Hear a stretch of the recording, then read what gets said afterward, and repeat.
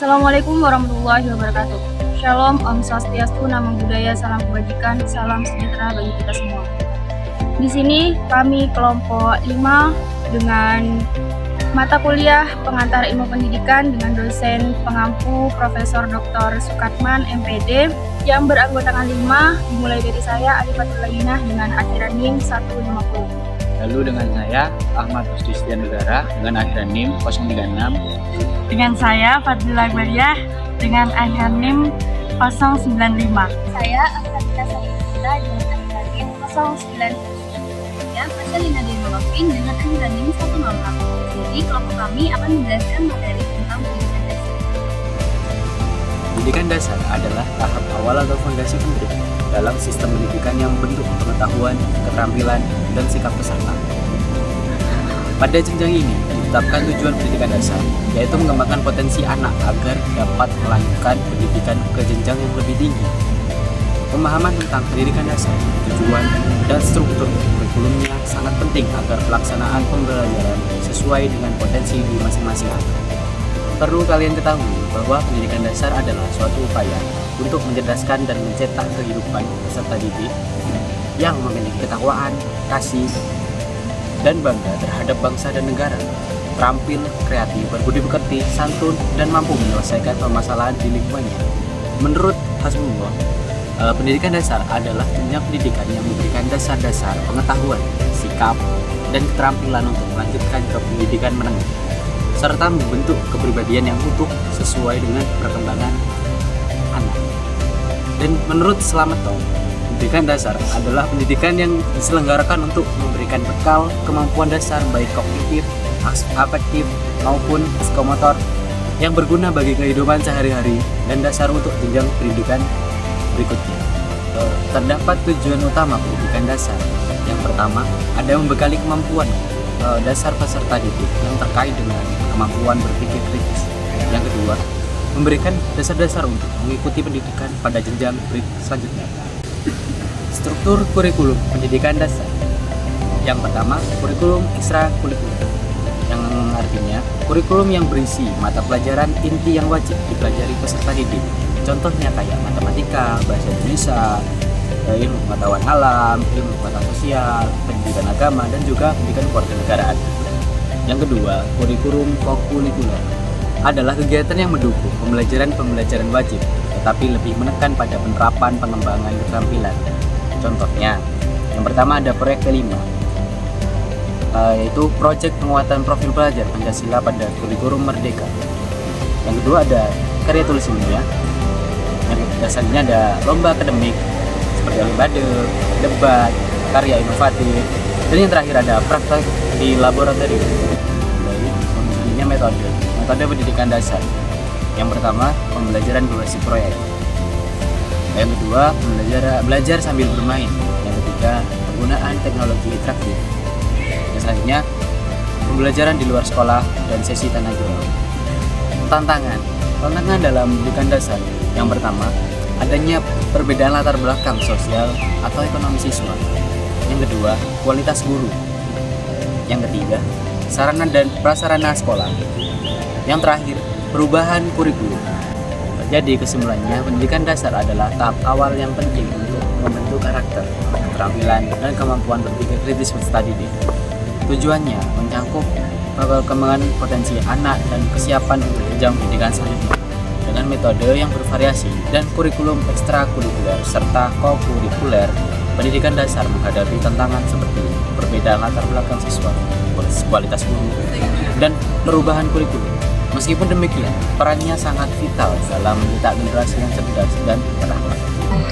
Saya, Fasalina Diana Wafin, perwakilan dari kelompok 5 Universitas Jember, akan melakukan kegiatan wawancara untuk menyelesaikan tugas akhir mata kuliah pengantar ilmu pendidikan.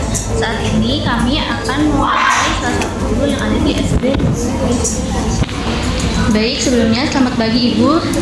Sebelumnya dengan Ibu siapa? Ibu Safri.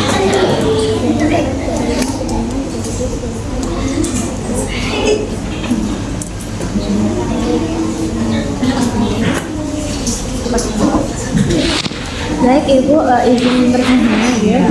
Bagaimana karakteristik siswa di kelas ini dalam hal motivasi dan keaktifan belajar?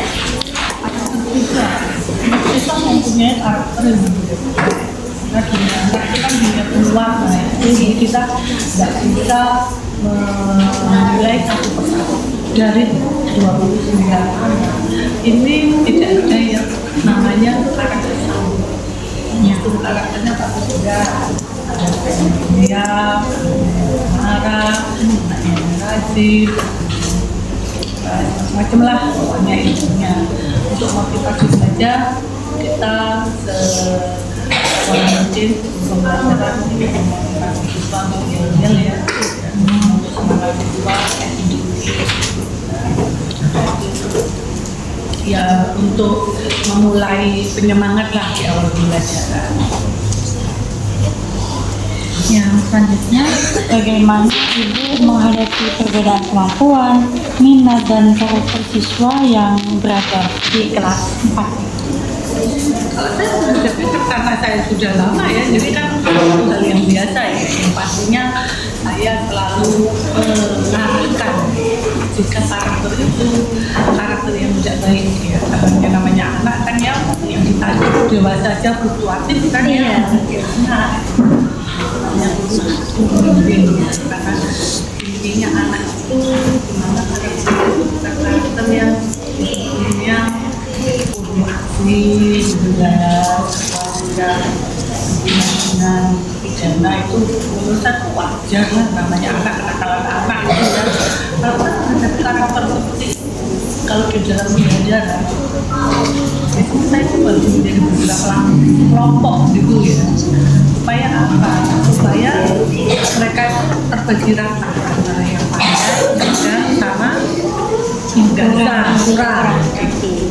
Kalau mereka memilih sendiri, mereka akan memilih sesuai circle-nya masing-masing. Tapi kalau saya akan memilih berdasar kemampuan dan karakter anaknya.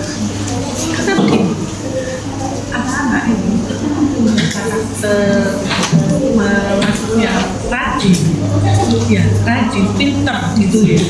Tapi belum tentu bisa menjadi tutor buat teman-teman. Ada anak yang biasa saja, tapi dia bisa menjadi tutor dengan. Jadi pertanyaan selanjutnya, metode pembelajaran apa yang paling sering Ibu gunakan dalam proses mengajar di kelas?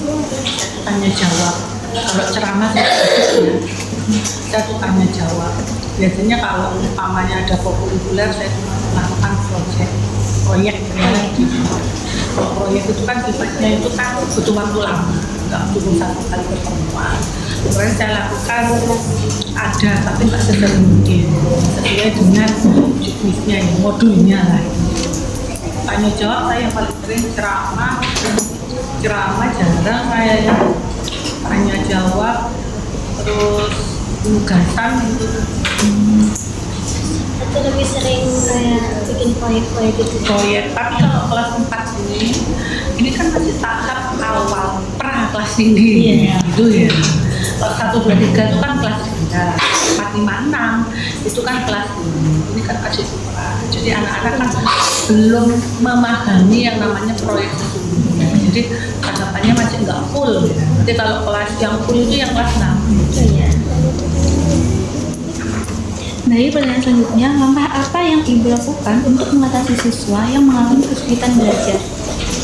Saya di sini melakukan pendampingan atau tambahan pelajaran di buat mereka itu ya, tambahan khusus anak-anak yang nggak paham gitu kan, di sini masih ada yang bacanya kurang, bahkan bacanya kurang, saya kritik, kita pakainya minus.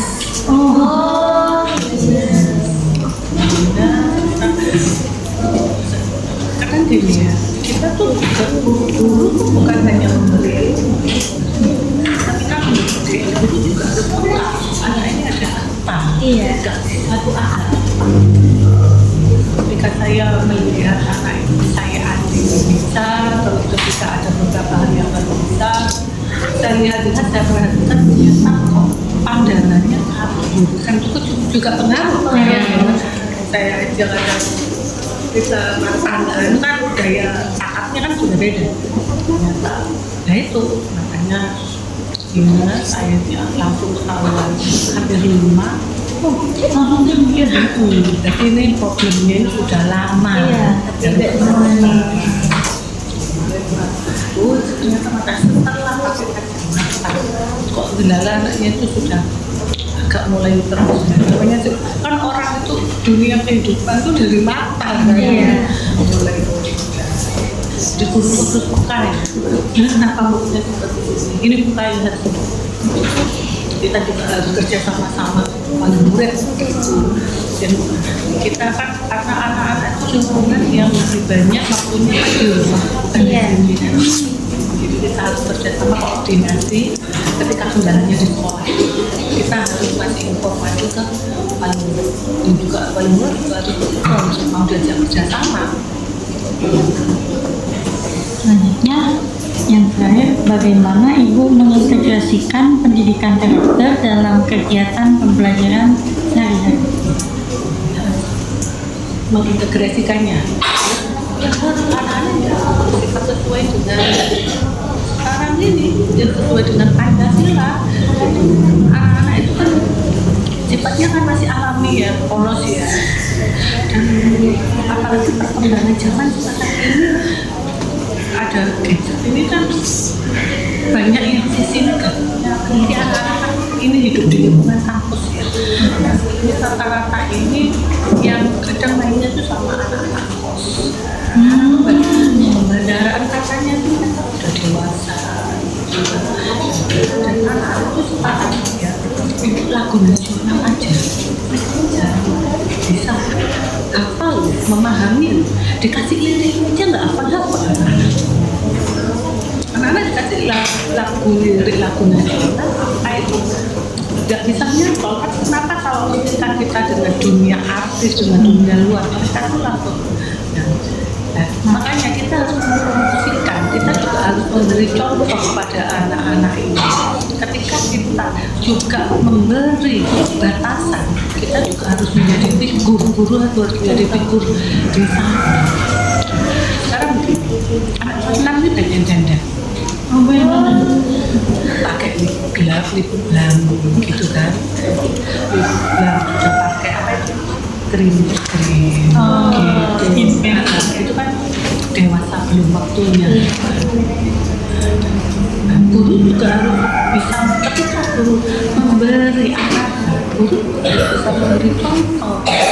Sekarang itu loh meskipun pakaian olahraga gitu ya, maaf ya.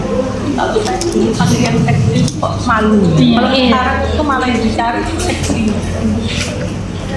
Guru harus bisa menjadi figur di situ, bukan hanya sekedar bicara. Karena apa?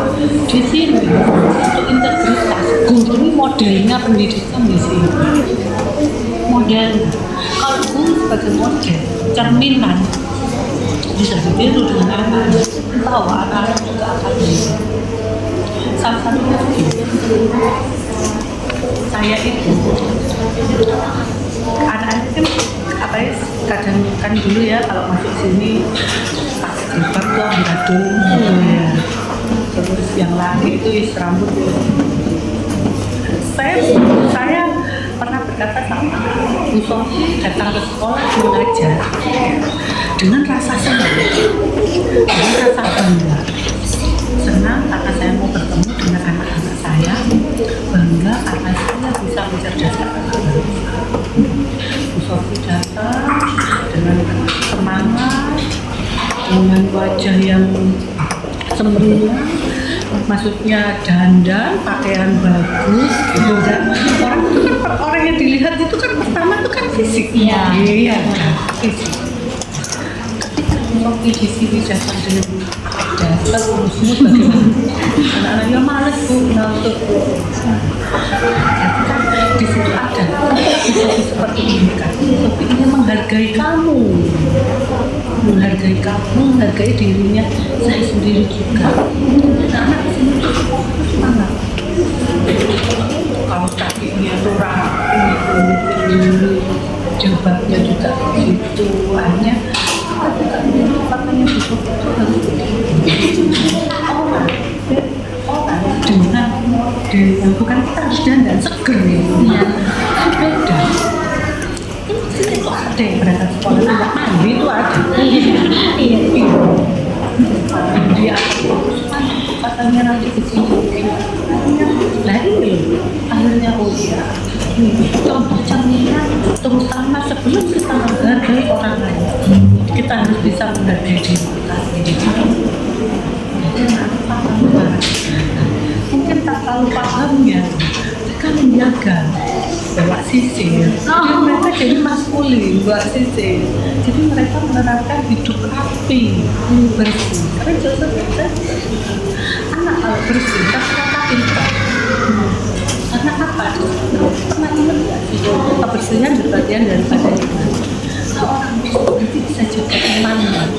Kalau orang bisa jaga imannya otomatis sudah. Itu. Nah, anak-anak itu gini, kalau sudah mancap terus. Ya, jadi dia dong. Anak saya bawa sisir putih. Jadi kita bisa rapi. Tidak ada yang namanya bilang keringat. Perempuan ini ya, keringatnya agak mudah banget. Kita perasaannya sudah itu. Jadi berucap kata. Kalau saya namanya ngegas, anak-anak jawabnya juga itu. Integritas itu sikap kita ya. Dan sehari-hari dulu, jangan yang muluk-muluk supaya kita ini jadi apa itu cara kita. Kalau anak-anak kan kalau kita, jadi anak-anak ceritanya kita ikut-ikutan kita juga kita kalau dipanggil merasa temannya kalau sudah saya lihat tidak boleh ya Bu ya. Jadi kontrol kita itu pengendalian diri kita, karakter kita dulu baru kita bisa aplikasikan ke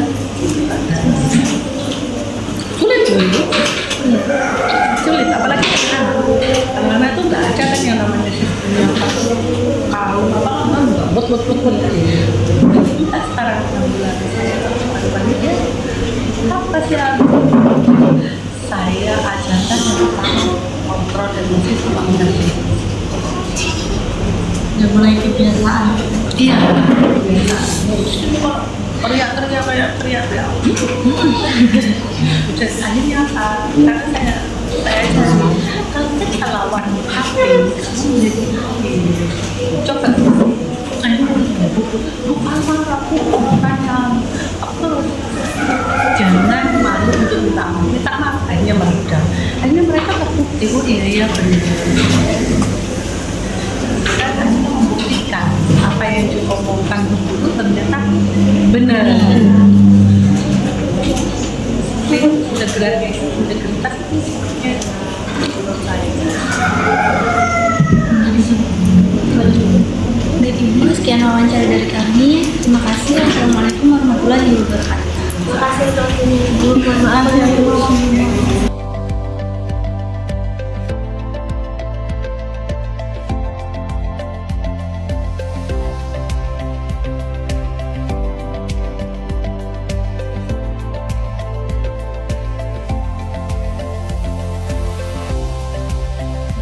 Menurut pandangan saya dari sudut segi pandang nilai sosial, banyak orang percaya bahwa pendidikan dasar seharusnya memberikan kesempatan bagi setiap anak secara adil. Namun pada kenyataannya, hal ini tidak selalu terjadi karena sekolah di daerah miskin seringkali tidak memiliki sumber daya yang memadai atau cukup kurangnya fasilitas. Dan juga perbedaan dengan sekolah orang yang ada di perkotaan karena perekonomian mereka itu lebih cenderung tersedia dari segi guru maupun segi fasilitas, sehingga pemerataan pendidikan itu tidak merata.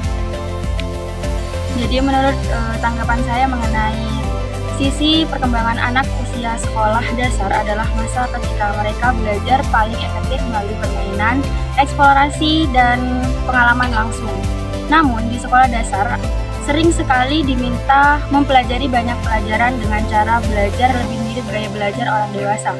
Situasi ini membuat kebutuhan alami anak untuk belajar secara aktif dan bermain menjadi kurang terpenuhi, sehingga proses belajar kadang tidak sejalan dengan cara mereka tumbuh dan berkembang secara alami.